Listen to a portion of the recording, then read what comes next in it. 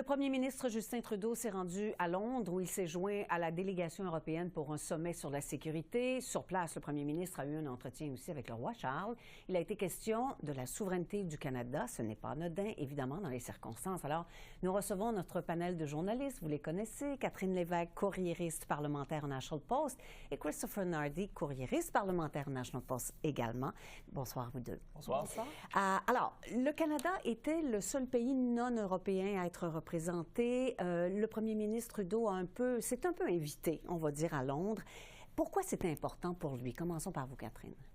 Bien, tout d'abord, je pense que c'est important pour le Canada de prouver qu'il y a encore un partenaire nord-américain à la cause de l'Ukraine, et c'est le Canada, et qu'on continuera d'aller dans cette direction-là, quoi qu'en disent Donald Trump et son vice-président J.D. Vance. Je pense que c'est aussi important parce que, bon, Justin Trudeau, c'est sa dernière semaine comme premier ministre du Canada. Je pense que c'est un peu sa tournée d'adieu. Il veut réitérer là, son soutien à l'Ukraine, mais aussi réitérer à quel point là, le Canada était un partenaire important. Et c'est sûr qu'il veut tenter là, justement de parler à tous les alliés possibles.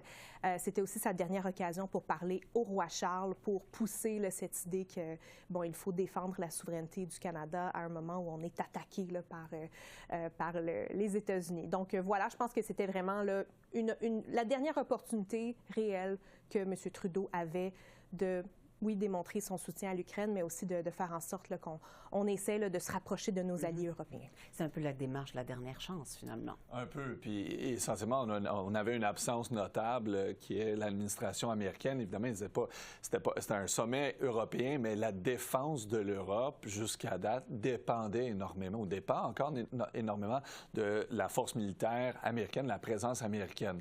Alors, Trudeau, évidemment, le Canada ne pourra jamais remplacer la force militaire des États-Unis. On en a à peine nous-mêmes. On en est loin. Oui, on en est très loin. Mais force est d'admettre que Trudeau voulait envoyer un message aux Européens disant « Nous sommes ici, nous sommes intéressés, je pense, à renouveler et même approfondir cette relation autant militaire, avec le peu qu'on a, et économique ». Vu l'absence des Américains, qui n'étaient évidemment pas à la rencontre, mais qui aussi se retirent. Ce n'était qu'il y a quelques semaines au Forum de sécurité de Munich, où le vice-président J.D. Vance a lancé des propos pas mal incendiaires envers les pays, des critiques assez lapidaires même, envers les pays européens. Donc, je pense que... leur politique leur politique intérieure, tout en signalant fortement que les Américains révisaient énormément leur désir de protéger l'Europe de la Russie, qu'on semble voir comme nettement moins un opposant américain que dans les 40, 50, 60 dernières années. Alors, Trudeau, je pense, essaie de combler ce gouffre-là de la meilleure façon, du plus qu'il peut. Est-ce qu'il aura réussi ce qu'il voulait faire? Bien, comme on disait, c'est la balle de la dernière chance pour Trudeau, qui la semaine prochaine ne sera plus là et n'aura surtout pas le plaisir d'animer le G7 à Calgary dans plusieurs mois. Je pense quelque chose qui lui tenait vraiment à cœur. Donc, est-ce qu'il aura réussi? Bien, je pense que le problème avec M. Trudeau, quand il va à ces rencontres-là, c'est qu'il est vu comme, justement, pas un bouche-trou, mais une présence qui sera bientôt remplacée. Alors, c'est difficile, je pense, pour les dirigeants européens. Il n'est pas en position de force, il est en position intérimaire, essentiellement, pour voir le prochain premier ministre. Alors, autant qu'il veut démontrer la solidarité et l'intérêt pour le Canada de renouer avec les États européens, je pense que les États européens, eux, le voient comme un premier ministre avec qui ça vaut-tu vraiment tant la peine de négocier? Il ne sera plus là la semaine prochaine. Est-ce que ça lui enlève de la crédibilité, Catherine? Peut-être un peu.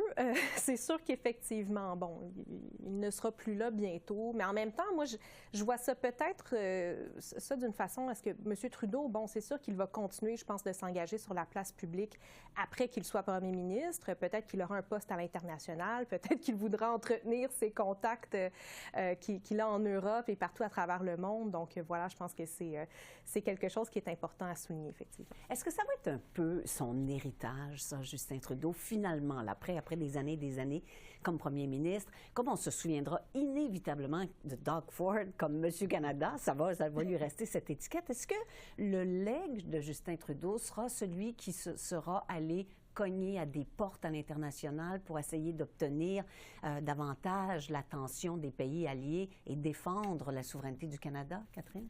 Bien, ça dépend de quoi est-ce qu'on parle exactement. Si on parle de l'Ukraine, par exemple, je pense qu'effectivement, il va prouver qu'il a été un allié fidèle à l'Ukraine. D'ailleurs, le président Volodymyr Zelensky l'a reconnu lorsque M. Trudeau est venu le voir en Ukraine. On a quand même contribué là, environ 20 milliards de dollars au total à cette guerre, et puis on pourra en faire plus, bien évidemment. On devra peut-être en faire plus, étant donné que les États-Unis se retirent. Mais en même temps, M. Trudeau, je pense aussi qu'il va être associé à ce déficit qu'on a en matière de défense, même si, dans les faits, on a augmenté nos dépenses là, en matière de défense. On était à moins de 1 % sous Stephen Harper du PIB. Maintenant, on essaie de se rapprocher du 2 %. On va peut-être l'atteindre en 2030. Alors, je pense qu'il va avoir un héritage assez critiqué. Là. Ça dépend vraiment de quoi est-ce qu'on parle exactement, mais sur l'Ukraine, je pense que ça va être plutôt positif. Est-ce qu'il va être donc, est-ce qu'on va se souvenir de lui comme de celui qui sonnait à toutes les portes, mais qui, justement, comme le disait Catherine, n'aura pas réussi beaucoup à augmenter le budget de la défense? Probablement. Ce sera le dernier souvenir qu'on va avoir de Justin Trudeau, dans le sens que... Mais les mandats des premiers ministres sont rarement déterminés par la politique étrangère. En fait, le dernier qui me vient en tête, c'est Lester B. Pearson. On a nommé l'immeuble d'affaires mondiales après lui. Mais depuis ce moment-là, le Canada a perdu beaucoup de plumes à l'étranger. Sa force diplomatique a diminué énormément au fil des 30, 40 dernières années. Je pense pas nécessairement que c'est ce qui va marquer le passage de M. Trudeau. Mais c'est sûr que il sera toujours le premier ministre qui a, on pourrait dire, survécu au premier mandat de Donald Trump, qui a renégocié l'ALENA, qui a été renommée, et qui a mené essentiellement un échange plus ou moins, ou un accord plus ou moins équivalent. C'est sûr que le deuxième mandat de Trump va être dominé par un autre premier ministre. Alors, je pense que Trudeau va être connu comme quelqu'un qui a gardé le Canada très ouvert envers le monde, qui ne l'a pas renfermé comme le font plusieurs autres pays, les États-Unis, plusieurs pays européens. Qui se referment. Mais ultimement, je pense que son legs va être beaucoup plus économique, sur davantage aussi sur le plan social. Le deuxième mandat Trump, ce sera le prochain premier ministre qui va écoper de ce legs-là. En 30 secondes chacun, dans cette espèce de période tumultueuse dans laquelle on vit, est-ce que justement le Canada pourrait profiter de ce moment-là pour se repositionner sur la scène internationale, devenir un peu plus un leader? Absolument. Absolument. Je pense que dans l'absence aussi des Américains, dans le financement de l'aide étrangère qu'ils ont énormément coupé, le Canada peut prendre beaucoup de place. Il y a beaucoup de ce qu'on appelle la démocratie douce, soft democracy, se fait via l'aide internationale. Je pense que le Canada a sa place à reprendre là-dedans. Catherine? Je pense que c'est une belle idée. En même temps, qu'on parle de Mark Carney ou qu'on parle de Pierre Poilievre, je pense qu'il y a ce désir de finalement de rééquilibrer les finances publiques. Je pense de faire attention, peut-être aller vers l'austérité. Donc oui, je pense que c'est une belle idée que de reprendre la place dans le monde, mais ça coûte cher. On ne peut pas combler le déficit en matière de défense que les États-Unis n'auront plus. Merci beaucoup à vous deux et bonsoir. Merci.